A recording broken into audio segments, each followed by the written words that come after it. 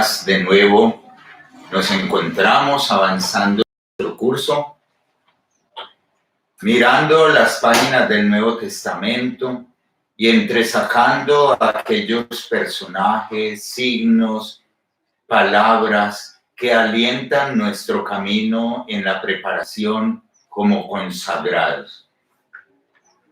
Vamos a mirar hoy la carta a los Hebreos.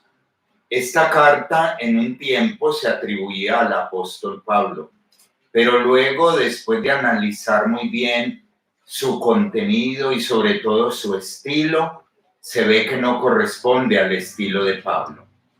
Parece ser, puedo ser un discípulo de Pablo. De todas maneras, la carta va destinada al pueblo hebreo. Sabemos que los hebreos son los israelitas, los de la antigua alianza. Un grupo, una comunidad hebrea, una comunidad israelita que se ha hecho cristiana, que ha creído en Jesucristo, pero como que vive un momento difícil de persecución, de desánimo, e intentan volver atrás al judaísmo, a aferrarse de nuevo a la ley de Moisés, a los sacrificios del culto antiguo, sacrificios de animales, expiación de los pecados por la sangre de corderos, de novillos.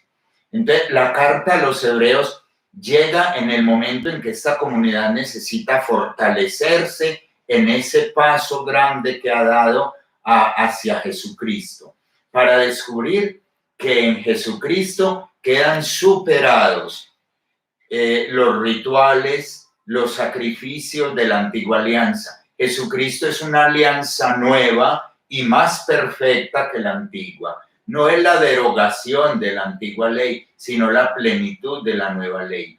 Y ya no hay necesidad de sacrificios de animales, de corderos, de novillos, sino que Cristo es a la vez el nuevo sacerdote, la nueva víctima ofrecida y el nuevo altar, como lo expresa hermosamente uno de los prefacios del tiempo pascual, que Jesucristo, por la inmolación de su cuerpo en la cruz, llevó a la plenitud los sacrificios de la nueva alianza, y así se ha convertido para nosotros en sacerdote, víctima y altar. Qué expresión tan bella, porque él mismo es el que presenta la ofrenda, sacerdote, y él es la víctima, se ofrece él mismo, y él es el altar, porque sobre su mismo cuerpo se derrama la sangre como ofrenda, como sobre el altar.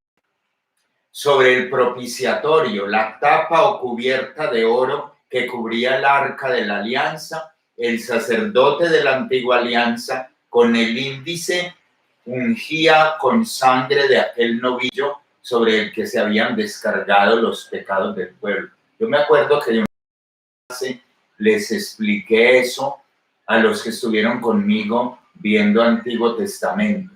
De todas maneras, en el libro del Levítico hay un texto de la expiación, o sea, cómo el pueblo de Israel iba a la tienda de la reunión y posteriormente, cuando ya en la época de Salomón, al templo. Y ambos lugares estaban divididos en dos espacios. El lugar santo, donde estaba la gente, una cortina o velo, y al otro lado del velo, el lugar santo de los santos, donde solo podía entrar una vez al año el sumo sacerdote. ¿Qué había detrás de la cortina? El arca de la alianza, ese cofre donde se guardaban las tablas de la ley, el documento de la alianza y un poquito de maná. Y ese cofre, esa arca de la alianza, tenía una tapa de oro, una cubierta, una lámina, una placa de oro que se llamaba el propiciatorio, y sobre él la imagen de dos querubines. Y una vez al año, mientras la gente esperaba en el lugar santo, el sumo, el máximo sacerdote, el máximo mediador entre el pueblo y Dios, abría la cortina y entraba en el lugar santísimo, santo de los santos, llevando en copas de oro sangre de un animal que había sido degollado en medio de la comunidad y a la que la comunidad le había impuesto las manos a ese animal descargando sobre él sus pecados. Entonces, esa sangre iba impura, llevaba los pecados del pueblo. Eran ritos, signos visibles de la realidad espiritual que el pueblo quería experimentar, de que Dios tomara sus pecados y los purificara con la vida ofrendada de esos animalitos. Ofrecían lo mejor de su ganado, como algo digno y valioso para Dios a cambio del perdón de sus pecados. Todo eso era un signo de lo que ocurriría aquel Viernes Santo en la cruz. Entonces el sacerdote entraba, abría la cortina y con el índice tomaba esa sangre impura que llevaba los pecados del pueblo y untaba la placa, la tapa del arca de la alianza por el lado oriental. Los padres de la iglesia han visto en todo eso un simbolismo místico precioso. El lado oriental es por donde sale el sol. O sea, era una sangre que quería pedir a Dios la redención, la salida del sol de un día nuevo, de un día de Dios con su pueblo. Ya llegaría ese día y ya sabemos cuál fue ese día de ese sol naciente, una madrugada de un domingo de resurrección, porque otra sangre había lavado los pecados no solo del pueblo de Israel, sino de toda la humanidad, la sangre del verdadero Cordero que es Cristo. Se ungía la tapa del arca y sobre el arca se posaba la nube que era la presencia de Yahvé con su pueblo. O sea que Dios se posaba sobre esa sangre impura. Dios tocaba los pecados del pueblo y lo que Dios toca lo purifica. Era lo que el pueblo quería y creía y experimentaba en su fe. ¡Qué belleza eso! También en la cruz, el sumo y verdadero sacerdote Jesús ofrecía sobre el altar de su cuerpo su propia sangre. Ungía su cuerpo propiciatorio perfecto y santo con su propia sangre, inmaculada. Pero era hombre, solidario con todos los hombres pecadores, pero él único, limpio, inmaculado. Se hizo hombre y se solidarizó, se enganchó con nosotros los pecadores. Y como era hombre y también Dios, la divinidad tocaba a esa humanidad. En la encarnación, lo divino asume lo humano. Y por eso su sangre derramada en la cruz es la sangre del Hijo de Dios encarnado. Dios está ahí reconciliando al mundo con Cristo. Cristo está ahí reconciliando al mundo con Dios. Dios está reconciliando consigo al mundo en Cristo. Nos lo dice Pablo en sus cartas. Todo este preámbulo para entender la carta a los hebreos. Entonces, miren, ese ritual del Antiguo Testamento. Entraba el sumo sacerdote a través de la cortina. Jesús entra en el santo de los santos, o sea, en la presencia de su Padre, a través del velo de la cortina de su cuerpo. Entra en un templo no hecho por mano de hombre, sino en la presencia del Padre. Y entra no con sangre de animales, sino con su propia sangre. Y esa sangre es de un hombre, pero también ese hombre es Dios. Por eso Dios ha tocado esa sangre. Esa sangre es divina, tiene valor salvífico, porque en la persona adorable de Jesús se unen lo divino y lo humano, el verbo de Dios y un hombre. Dios y hombre, dos naturalezas y una única persona, el Salvador del mundo. Por eso nos dicen los evangelios que cuando Jesús expiró en la cruz, el velo del templo se rasgó. Pudo haber sido que, verdad, físicamente se rasgó esa cortina. Pudo no haberse rasgado físicamente ese trapo, esa tela. Pero es una expresión que nos quiere decir hermosamente que al morir Jesús, Al entrar él a la presencia de su Padre, ofreciéndose a sí mismo como víctima con su sangre preciosa, con su amor solidario por nosotros, sus hermanos, lo humano se ha llenado de Dios. Dios ha tomado lo humano. Dios y el hombre se dan un abrazo en el Hijo muerto y ofrendado. Y por eso el velo se rompe. O sea, ya todos podemos entrar. Ya todos somos hijos en el Hijo.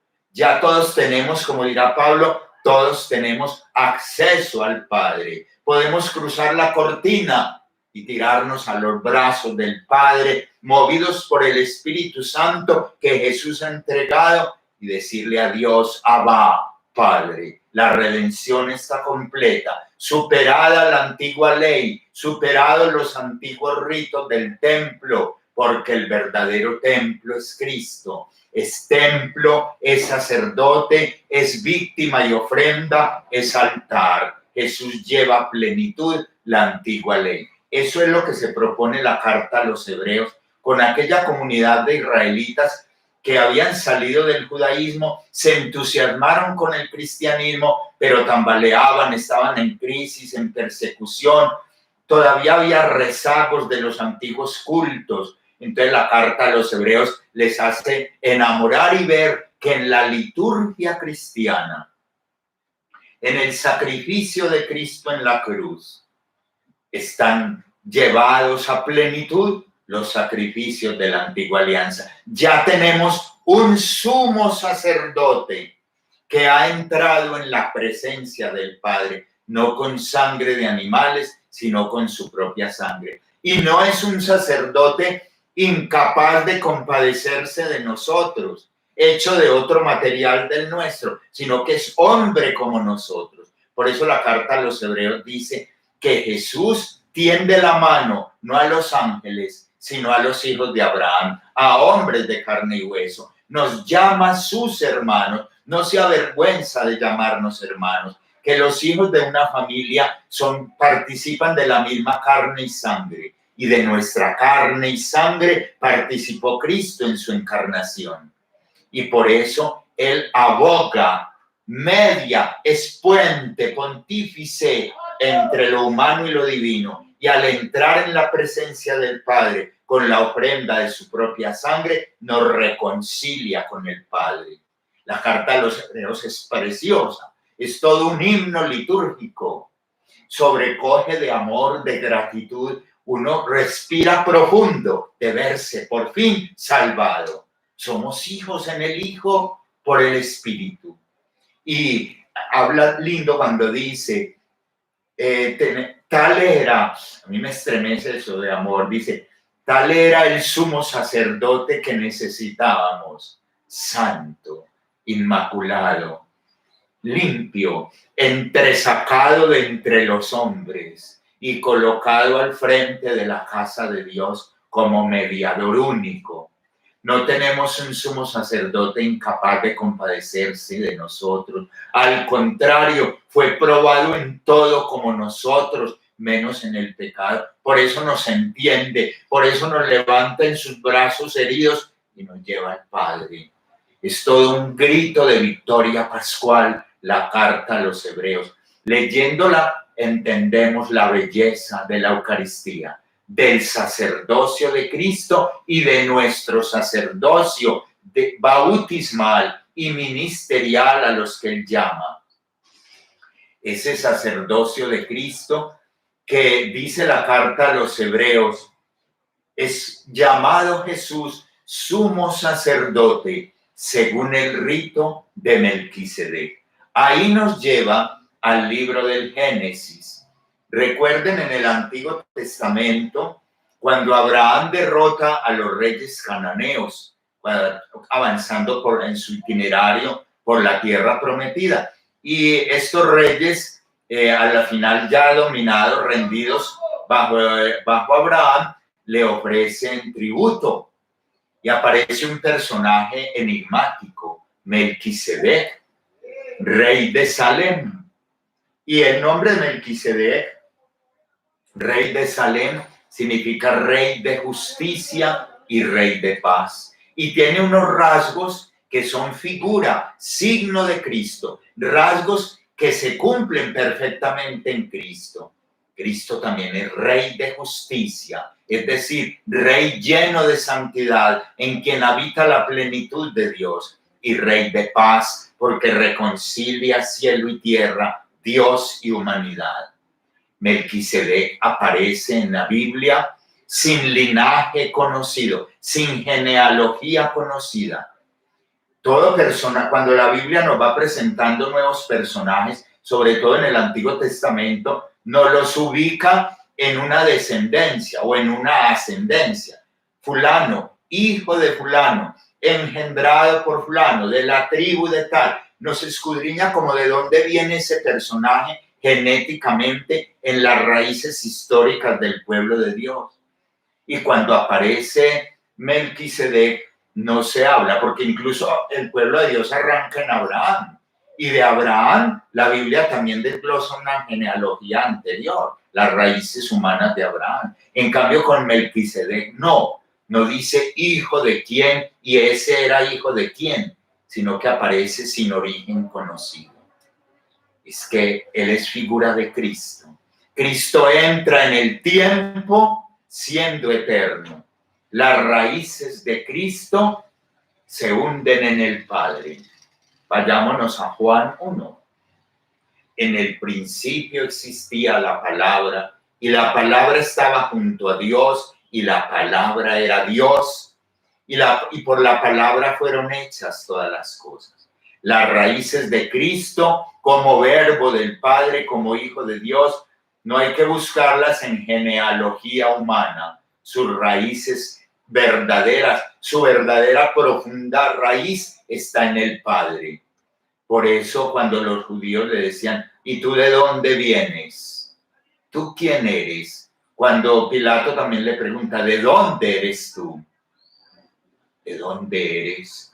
Humanamente de Belén.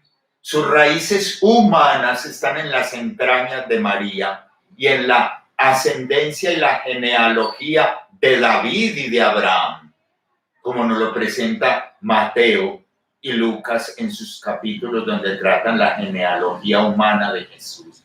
Pero sus raíces divinas, como por eso Melquisedec, figura de Cristo, no tienen origen conocido, se hunden en el Padre, en la eternidad de Dios. Antes que Abraham existiera, existo yo. Glorifícame, Padre, con aquella gloria que tenía junto a ti antes que el mundo existiera. Y la misma carta a los hebreos nos remonta a esos orígenes sublimes, cuando dice en el capítulo 1, de muchas maneras habló Dios a los hombres, a nuestros antepasados padres, antiguamente por los profetas, pero en estos tiempos que son los últimos, nos ha hablado por el Hijo, el cual es expresiones tan bellas, el cual es imagen de su ser, reflejo de su gloria, impronta de su ser. La impronta es como la huella digital, el signo inconfundible e irrepetible que identifica a uno. Jesús es la impronta del Padre. Son expresiones sublimes, pero a la vez cortas para expresar la grandeza de que Jesús es el Verbo, es Dios como el Padre. Y es la carta a los hebreos, nos dice, últimamente nos habló por el Hijo, reflejo de su ser, resplandor de su gloria, impronta de su sustancia, de su esencia, de su ser, por quien creó los mundos. Vuelve a decirnos que por ese Hijo Dios creó los mundos. Lo mismo que dice Juan en su prólogo, por la palabra fue hecho todo. Lo mismo que dice Pablo en Colosenses, hablando de Jesús, diciendo que Él es anterior a todo y todo se mantiene en Él, que es imagen de Dios invisible, primogénito de toda criatura, porque por medio de Él fueron creadas todas las cosas. Miren cómo los textos se entrelazan, concuerdan, se transversalizan. La palabra explica la palabra con la misma palabra. Y eso es lo que tenemos que hacer en la lección divina, aprovechar los pies de página, las notas marginales, para explicar la misma palabra por la palabra. Los antiguos monjes hacían como collares de citas bíblicas y se embelezaban leyendo o memorizando textos que entrelazados iluminaban el misterio total de Cristo y los sumergía en contemplación adorante. La palabra en toda su riqueza. El antiguo entendido a la luz del nuevo. El nuevo entendido como cumplimiento del antiguo. Riqueza insondable de Cristo.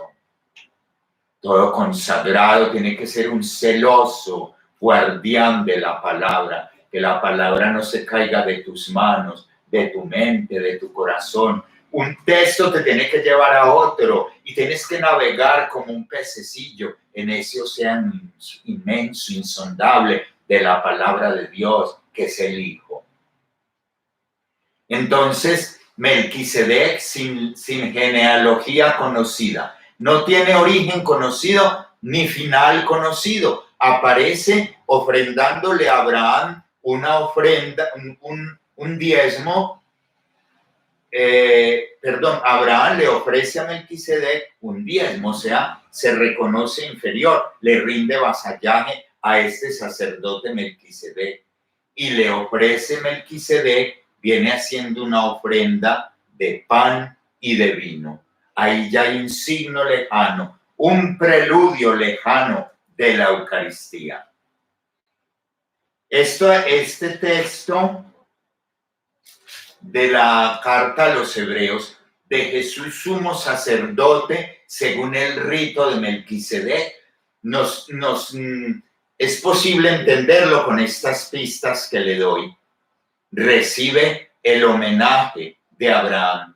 Y la ofrenda de Melquisedec no es corderos, ni toros, ni animales, como solían hacer los sacerdotes antiguos de los pueblos de aquellos tiempos, sino que es una ofrenda de pan y vino. También el nuevo sumo sacerdote tendrá en la última cena el memorial de lo que al día siguiente hará en la cruz, la entrega de su cuerpo y su sangre derramada. Lo adelanta en la cena con la ofrenda del pan y del vino, el pan partido, el vino compartido, pan transformado en su cuerpo y vino en su sangre. Es Jesús, sacerdote eterno, príncipe y rey de justicia y de paz. Su origen está en el Padre, no tiene principio ni fin, es el primero y el último, el alfa y la omega, que ofrece un sacrificio nuevo. Engendrado entre esplendores sagrados, en la eternidad del Padre, antes de la aurora, es decir, antes de la creación, como dice el Salmo 109, que cantamos en vísperas los domingos, y que a renglón seguido dice: tú eres sacerdote eterno, según el rito de Melquisedec. La palabra ilumina la liturgia brota de la palabra, la liturgia celebra la palabra revelada, escuchada, acogida y vivida, y la vida misma se vuelve liturgia, porque ese sacerdote, Cristo, nos ha asociado a nosotros por el bautismo en su sacerdocio. Ustedes y yo, como bautizados, también somos sacerdotes, también somos ofrenda y oferentes. En cada Eucaristía ofrendamos con el pan y el vino nuestra vida, nuestros trabajos, nuestra lucha, los gozos, alegrías, esperanzas de los hombres de nuestro tiempo, como dicen las plegarias eucarísticas. Sobre la patena coloca tu vocación, tus luchas, tu alegría, tu gratitud, tus esfuerzos, tus batallas, tus crisis, tus impotencias, tus miedos. Todo eso, como la sangre de aquel novillo en la placa del propiciatorio del arca, era besado por la nube de Dios, la presencia de Dios.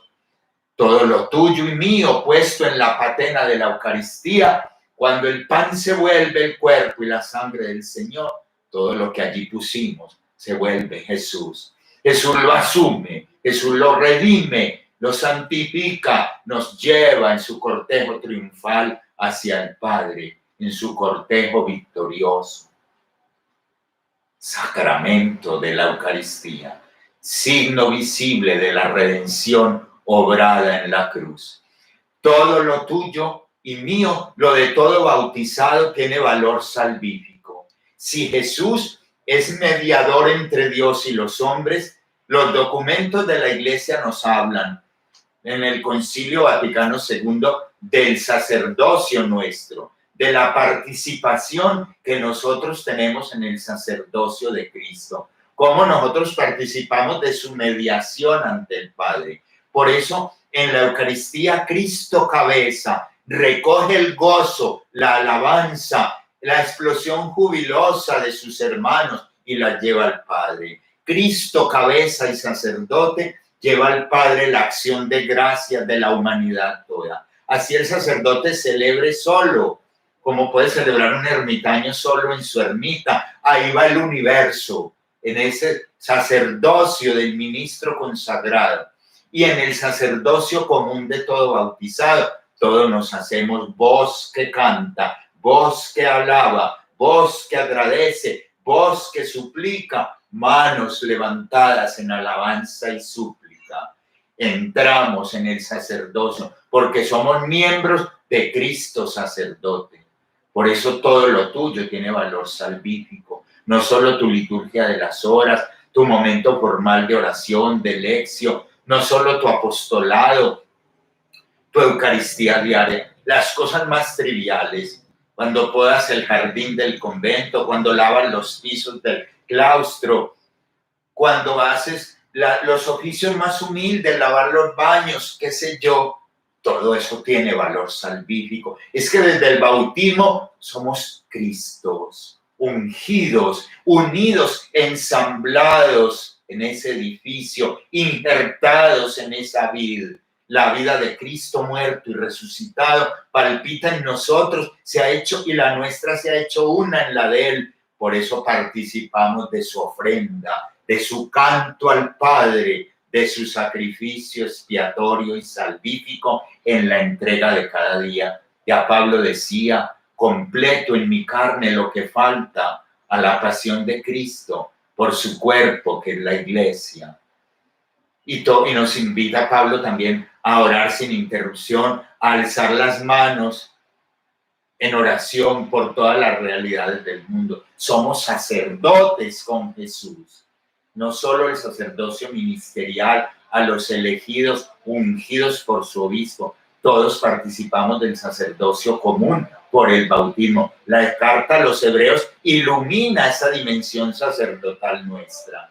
Todo lo tuyo lleva a la humanidad al Padre. ¿No les parece algo muy lindo? Nuestra vida no es estéril. Todo lo tuyo y mío como religiosos, primero como bautizados y más aún como consagrados, porque la consagración religiosa es una ratificación del bautismo, de la inserción en Cristo, de la unidad en Cristo, de su sentimiento radical. Como religiosos participamos entrañablemente en esa unidad eclesial y cósmica, donde todo el universo alaba, bendice, agradece, implora, proclama la muerte, la resurrección y pide la venida gloriosa del Señor. Nuestra vida es un himno, es un cántico. Y vuelvo y digo, no solo en los momentos litúrgicos formales, desde el bautismo y desde los votos religiosos, todo lo nuestro, unido a lo de Cristo, tiene valor salvífico. ¡Qué belleza!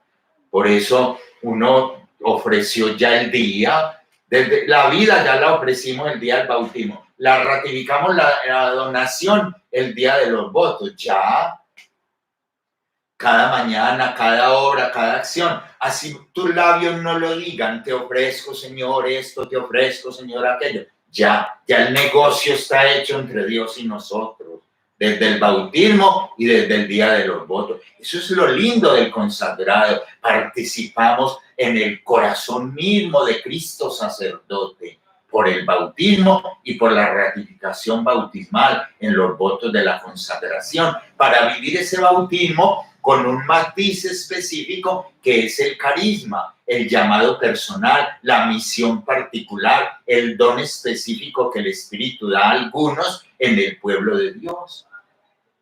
Es que más claro no puede ser, y más bello no puede ser, y más comprometedor no puede ser, pero es un compromiso que no da miedo, entusiasma. ¿Cómo me hacen de falta? ¿Cómo quisiera tenerlos en el aula cada martes y ver en esas caras quienes van contentos, quienes van seguros de su vocación y quienes están asustados, con miedo, que si me puedan arrimar y decirme, Pacho, hablemos un ratico, y yo ayudarle a Jesús a encender la llama y a impulsarte para que no desertes de sus caminos.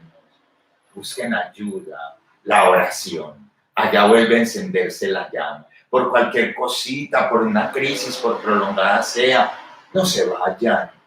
Que sea el Señor quien les muestre muy claro que se deben ir. Y el Señor habla en lo íntimo, en la oración, en la contemplación, en la lección.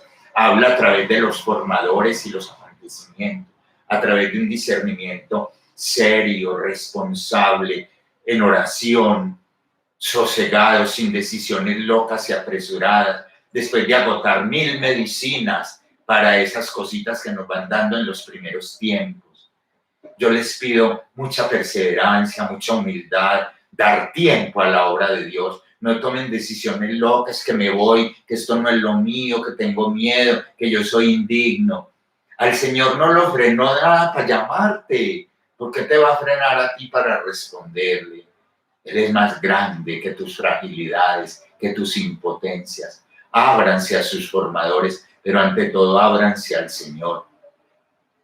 Y qué lindo que los maestros y los formadores los acompañen con mucho amor, con mucha paciencia, con mucha capacidad de escucha. San Benito en su regla monástica recomienda alabar, y ahí están los formadores, ser más amados que temidos, y un nivel de exigencia que los fuertes pidan más y los débiles no se cansen.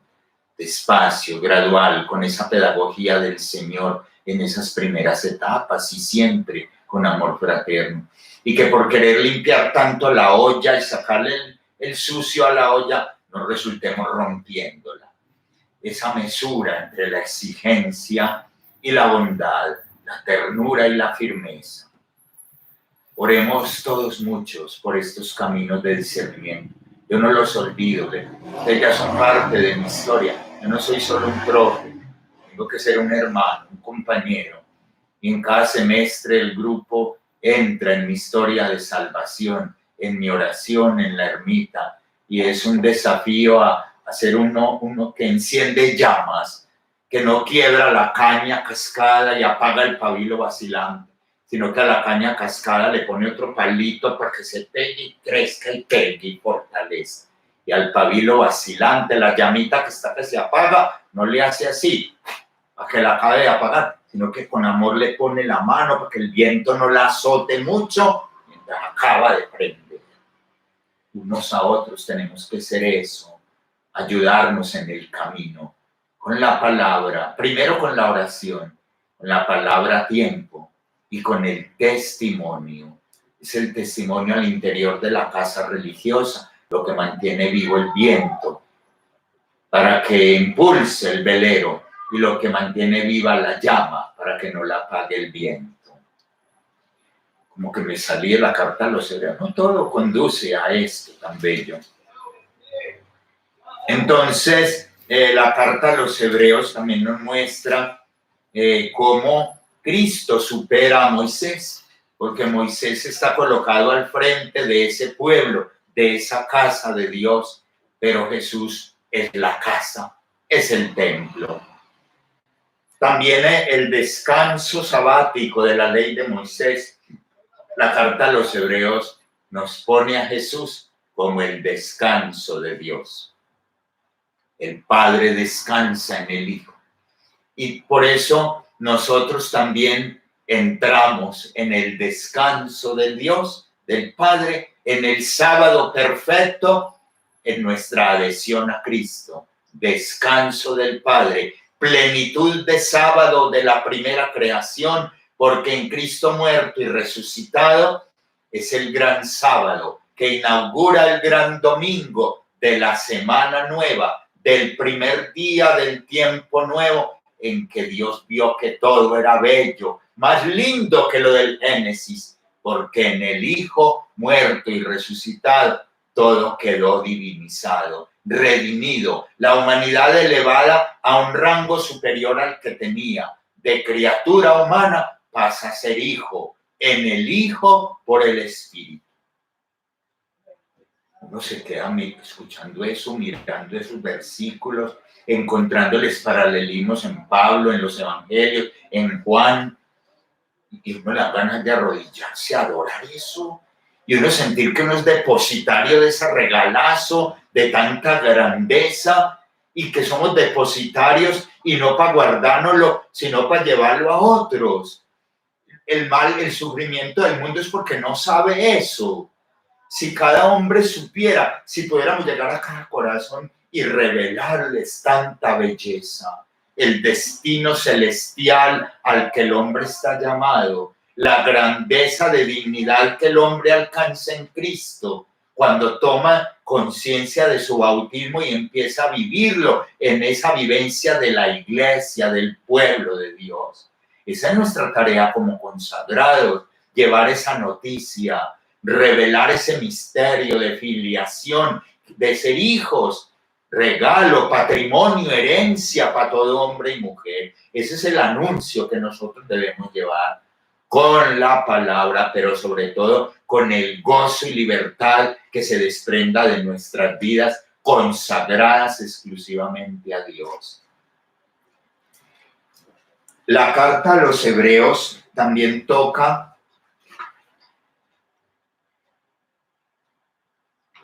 este elemento muy lindo de la fe.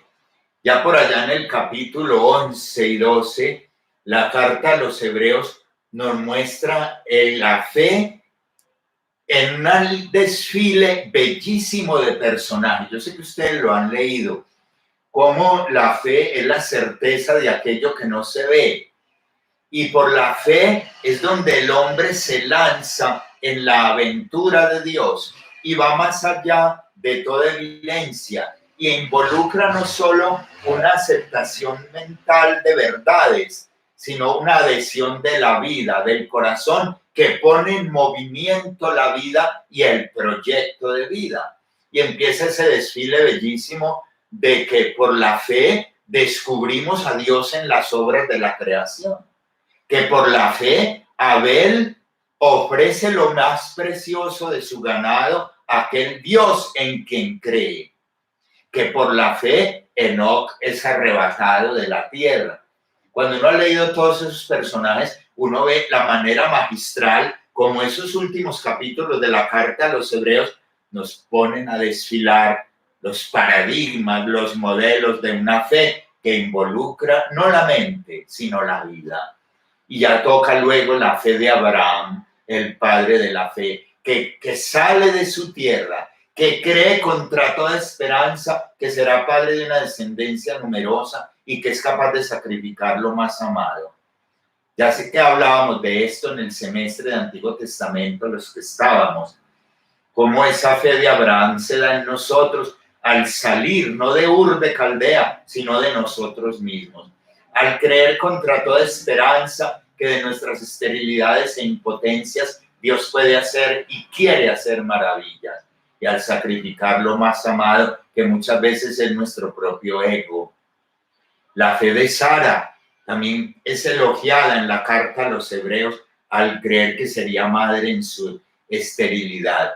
Y así nos va mostrando la carta a los Hebreos la fe de Moisés, aquel caudillo del pueblo, y va llevándonos por la historia de patriarcas, de profetas, por allá sin decirlo, pero uno ahí mismo entiende. Se refiere a la valentía de los jueces, de los reyes de Israel, del mismo David. Y por allá hay unas pinceladas donde uno olfatea que es Elías, ese hombre de fuego apasionado por la causa de Dios. Y luego uno olfatea y presiente que se refiere a los mártires macabeos, aquellos hombres que fueron perseguidos, aserrados, cortados a pedazos, y aquellos que el libro de los macabeos también nos dice que se lanzaron al monte buscando la defensa y la salvaguarda de la fe, y que la carta a los hebreos nos dice que iban por montes y grutas de la tierra, vestidos con pieles de ovejas, que el mundo no era digno de ellos. También yo digo que ahí se refiere a aquellos primeros santos eremitas del Antiguo Testamento, aquellos hombres que se fugaron del mundo buscando apasionadamente la vivencia plena de Dios, y que hoy también en el Nuevo Testamento y en la iglesia de hoy el Espíritu suscita radicalidades en la vivencia del Evangelio. La carta a los hebreos abre el panorama de las grandes figuras del Antiguo a las grandes figuras del Nuevo y de la iglesia de siempre, que participamos del sacerdocio único de Cristo que nos hace ofrenda.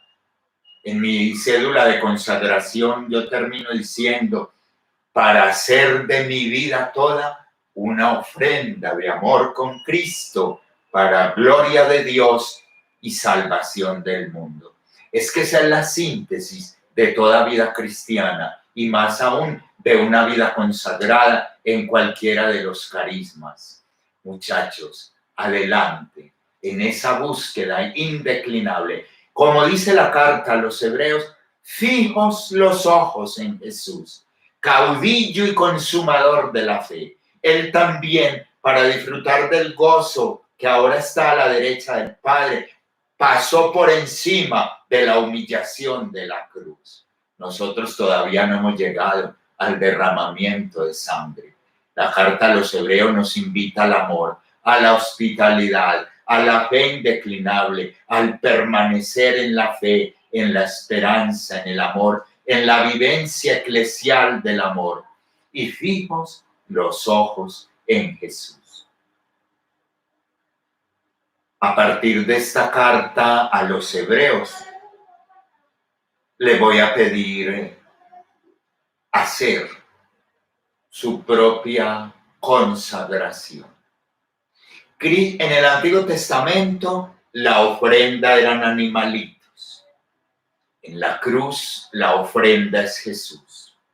En el bautismo te has hecho uno con Jesús. Y el día de tus votos vas a ratificar como ofrenda de amor tu vida unida a tu Jesús. Ahora en esta etapa que sueñas en cuenta regresiva de anhelo el día de tus votos, escribe ya lo que ese día de tus votos quieres poner sobre el altar. Cómo ya te ofreces como víctima de amor con tu amado Maestro, para gloria del Padre y salvación del mundo. Ponte un rato en oración. ¿Qué te pide Dios?